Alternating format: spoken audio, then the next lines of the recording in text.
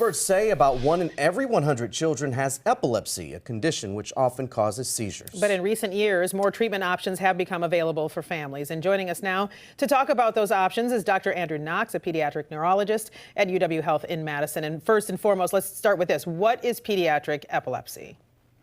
Sure. So a seizure is a sudden change in normal brain activity. Seizures can impact your behavior, your movement, your consciousness, and they're very disruptive to daily life.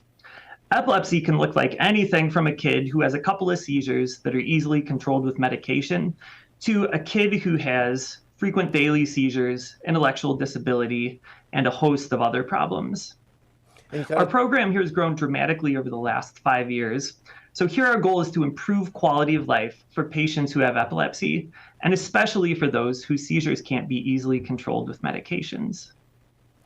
And so you touched on it briefly there. What are some of the treatment options? Yeah, so over the years, more and more medications have become available to treat epilepsy. And if medications aren't effective, curing epilepsy with surgeries become an option for more patients over the last decade. So for those patients, we use some newer technologies that take pictures of the brain, record brain activity to help us identify where seizures are coming from.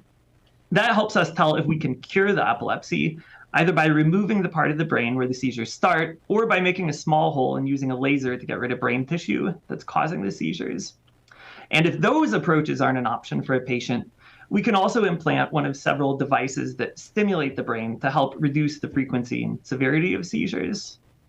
And Dr. Knox, you've answered several of our questions just with that answer right there. But I guess for parents who maybe perhaps are seeing some type of changes neurologically with their kids, I guess what are some of those little signs to look out for to make sure that they are getting the help that they need, that they go to the appropriate doctor? Sure. Well, most seizures, it's pretty obvious that something is wrong when they happen. There are some patients who have subtle episodes where their eyes kind of flutter and they just stop in the middle of doing what they're doing. If you see those frequently, you should talk to your pediatrician, or if you're already connected to a neurologist, talk to them about those episodes, ask them what's going on. And if you don't get a good answer, ask for a referral to a neurologist. Dr. Andrew Knox joining us this afternoon. We thank you for your time. Yeah, you're welcome.